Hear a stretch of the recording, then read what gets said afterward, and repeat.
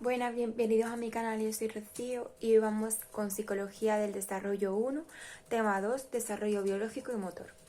Como siempre voy a decir lo súper más importante de todo y no vamos a probar con lo que voy a decir, pero para poder repasar está muy bien. Entonces, introducción.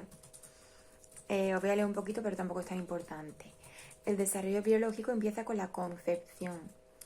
Actualmente, gracias a las técnicas de neuroimagen y el desarrollo de la denominada neurociencia cognitiva del desarrollo, se ha podido ahondar en la base neurológica de la conducta humana.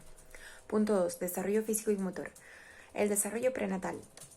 Cuando comienza un espermatozoide fecunda en un óvulo, forma una célula diploide denominada cigoto. Estas células sexuales masculinas y femeninas llamadas gametos contienen 23 cromosomas y se forman a través de la meiosis, que consta de tres periodos: periodo germinal, periodo embrionario y periodo fetal. El periodo germinal es el que abarca las 2 primeras semanas después de la fecundación y depende de la cantidad de activina que reciba cada una de ellas. El embrión posee una membrana externa, que es el corión, y una interna, que es el amnios, que la rodea y la protege. El periodo embrionario, desde la tercera semana hasta la octava, se desarrollan los órganos y los principales sistemas del cuerpo: nervioso, respiratorio y digestivo. Existen dos principios que guían el desarrollo: la proximodistal y la cefalocaudal. El periodo fetal es el que abarca desde la 9ª semana hasta el nacimiento y se producen cambios muy visibles en el feto en el nivel externo e interno. La supervivencia del feto depende de un líquido llamado surfactante, que transmite el oxígeno necesario a la sangre. Este líquido se produce a partir de la semana 23. A partir de las 29 semanas el feto puede sobrevivir. El desarrollo físico. Los principios proximodistal y cefalocaudal. Bien. Continúan dirigiendo el desarrollo después del nacimiento. En los 3 primeros años se produce un aumento del peso y del tamaño y un cambio cualitativo importante. El tamaño de la cabeza empieza a ser más proporcionada en relación con su cuerpo. En la primera infancia, de los 3 a 6 años, pues la imagen es un poco más atlética y fortalecimiento de los huesos. En la infancia intermedia, de los 7 a 12 años, se inciden en el crecimiento. En la adolescencia se producen cambios muy importantes porque se da un crecimiento súbito y aparecen las características sexuales primarias y secundarias. Y los factores que afectan al crecimiento son la herencia genética, la nutrición, la actividad física, la clase social, la deficiencia física y los abusos psicológicos. El desarrollo psicomotor. Este supone la manifestación externa del sistema nervioso central y se divide en 2 categorías: la locomoción y el desarrollo postural. Habilidades motoras gruesas o las habilidades para usar las manos, como son habilidades motoras finas. ¿Vale? Esto lo podéis leer porque hay muchísima información, ¿vale? El desarrollo cerebral.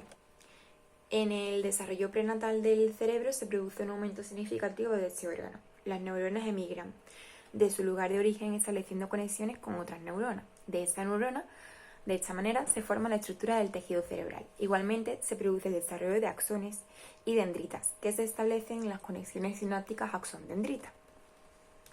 En el desarrollo postnatal se produce una proliferación de dendritas y axones, un patrón de ascenso-caída en el que las conexiones sinápticas más activas se fortalecen y las menos activas se debilitan o desaparecen, y una plasticidad que supone que el cerebro puede establecer nuevas conexiones neuronales, por lo que el ser humano es capaz de seguir aprendiendo a lo largo de todo su ciclo vital.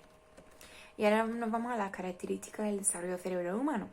Y tenemos 3: el crecimiento postnatal del cerebro humano, la pérdida o poda de conexiones sinápticas y la plasticidad cerebral. El crecimiento postnatal del cerebro humano, ¿qué puedo decir aquí? Pues la masa cerebral se cuadruplica entre el nacimiento y la edad adulta. Este crecimiento está basado en el número de neuronas.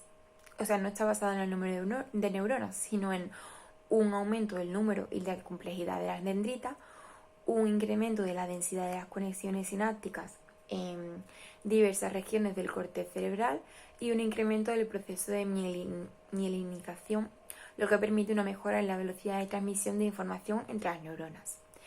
La pérdida o poda de conexiones sinápticas. Este es un proceso de pérdida selectiva en el desarrollo cerebral que se muestra en la densidad sináptica. Es un aumento inicial o posterior disminución, que es la poda, de la densidad sináptica y aparece a diferentes edades. La sobreproducción inicial de conexiones sinápticas y su posterior poda parece estar relacionada con la especial plasticidad del cerebro infantil. Plasticidad cerebral, pues esto es una creciente evidencia a favor de la idea de que la plasticidad es una propiedad fundamental del desarrollo del córtex. El proceso de diferenciación y especialización de las diferentes áreas del córtex está fuertemente influenciada por la propia actividad neuronal, además de por factores intrínsecos relacionados con el encendido automático. Nos vamos al cerebro y desarrollo cognitivo, el desarrollo neurológico y periodo sensible. Esto no quiere decir que en el ser humano no se puede hablar de periodos críticos, sino de periodos sensibles. Las bases neuronales del desarrollo de la memoria.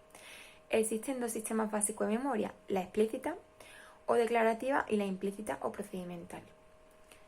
La implícita depende de los ganglios basales del cerebro y la explícita va unida al desarrollo del hipocampo, las zonas corticales que le rodean y otras zonas del córtex prefrontal.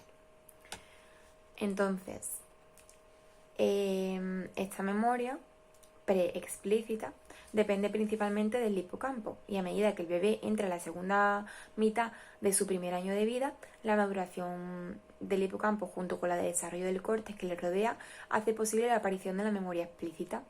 A partir de los resultados obtenidos con estas tareas se observa una mejora gradual en la memoria durante los primeros años de vida, debida probablemente a cambios en el hipocampo, en el córtex que lo rodea y al incremento de la conectividad entre estas áreas, y a los cambios del córtex prefrontal y las conexiones entre este y también el lóbulo temporal medio.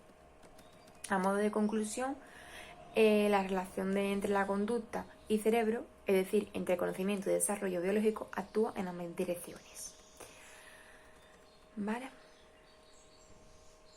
Y hasta yo puedo decir de este tema 2. Espero que os haya servido y nos vemos en el siguiente.